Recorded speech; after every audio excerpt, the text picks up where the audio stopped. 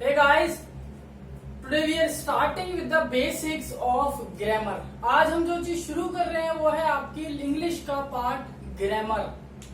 मैं बेसिकली इसको पार्ट क्यों कह रहा हूँ, ग्रामर को मैं इंग्लिश का पार्ट क्यों कह रहा हूँ. रीजन ये है कि आधे लोगों को ये चीज नहीं मालूम कि ग्रामर बेसिकली होती क्या है. What is grammar. ग्रामर हम क्यों पढ़ रहे हैं, क्या रीजन है ग्रामर का. सिर्फ टेंस पढ़ने के लिए, मैं जाता हूँ वह जाता है वह जा रहा है, सिर्फ इस चीज के लिए नहीं.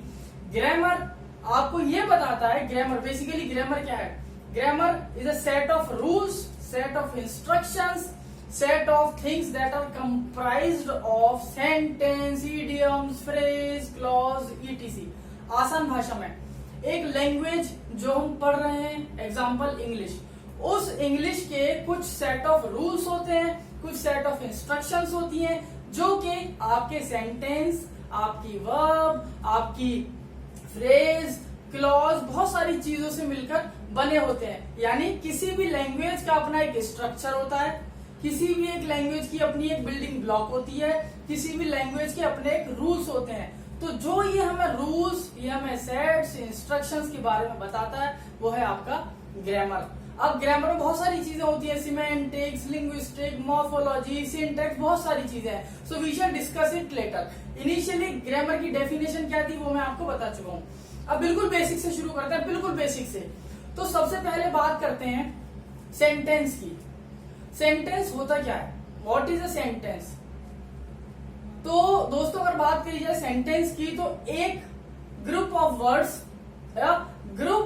Words, that is having subject and verb. ये आपकी बुक में लिखा हुआ है, सिर्फ इतना ही लिखा है कि जिसमें सब्जेक्ट होता है, वर्ब होता है, वो आपका सेंटेंस होता है. लेकिन कहानी थोड़ी सी ना इसके आगे है, कुछ और ऊपर के लेवल की है. कहानी ये कहती है कि वो वाक्य, वो sentence that is consisting, that is having, that is comprising a subject and a verb, plus that gives a meaningful thing, जो आपको एक मीनिंगफुल चीज दे, जो आपको एक सेंसिबल चीज दे, जो आपको एक थॉटफुल चीज दे.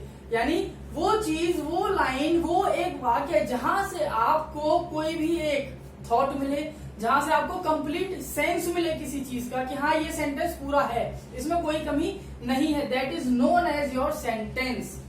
अब अगर बात करते हैं एग्जाम्पल की, तो एग्जाम्पल ये Ram loves playing chess. Ram loves playing chess. तो इस सेंटेंस में अगर आप देखेंगे तो Ram is your subject, second loves is your verb, chess is your object and playing is your second verb, that you call auxiliary verb. लेकिन अभी फिलहाल मैं सब्जेक्ट और वर्ब के बारे में बात नहीं कर रहा. रीजन, इनको हम डिफाइन नहीं कर सकते.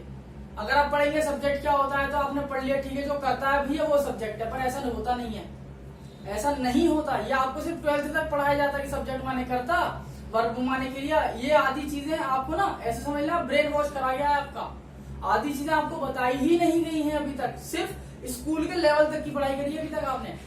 अब यहाँ सिर्फ स्कूल के लेवल की पढ़ाई नहीं, थोड़ा सा उसके आगे की है.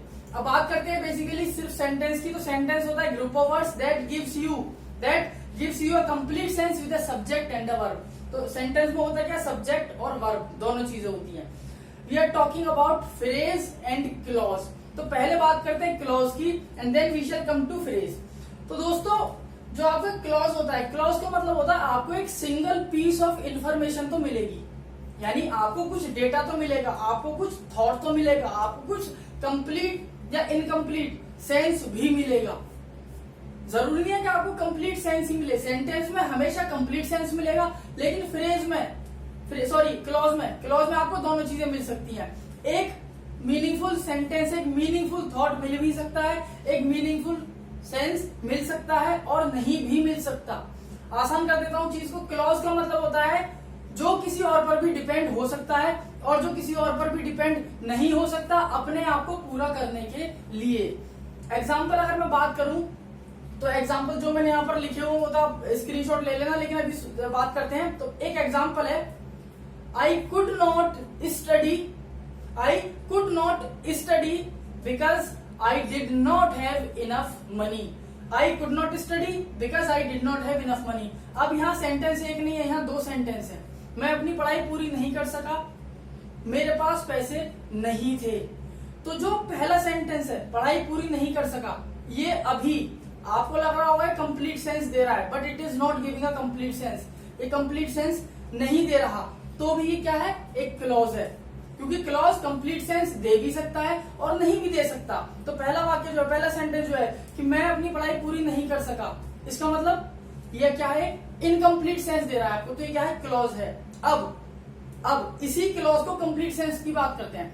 आई कुड नॉट कंप्लीट और I could not study because I did not have enough money. अब मैंने क्या किया, इसी सेंटेंस में एक दूसरा सेंटेंस जोड़ दिया।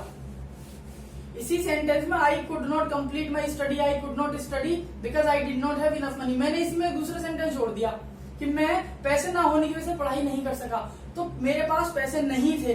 ये दूसरा सेंटेंस, मैं इसीलिए पढ़ाई नहीं कर सका, पहला सेंटेंस। तो जो पहला सेंटेंस है वो दूसरे पे डिपेंड है, वो दूसरे पे डिपेंड है। हाँ, दूसरी चीज ये भी है कि अगर हम पहले और दूसरे को जोड़ देते हैं then we are getting a complete sense. तो that is the definition of your clause.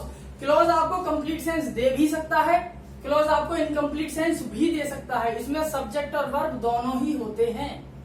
तो सेंटेंस जिसमें सब्जेक्ट वर्ब होंगे लेकिन हमेशा कंप्लीट सेंस देगा, हमेशा।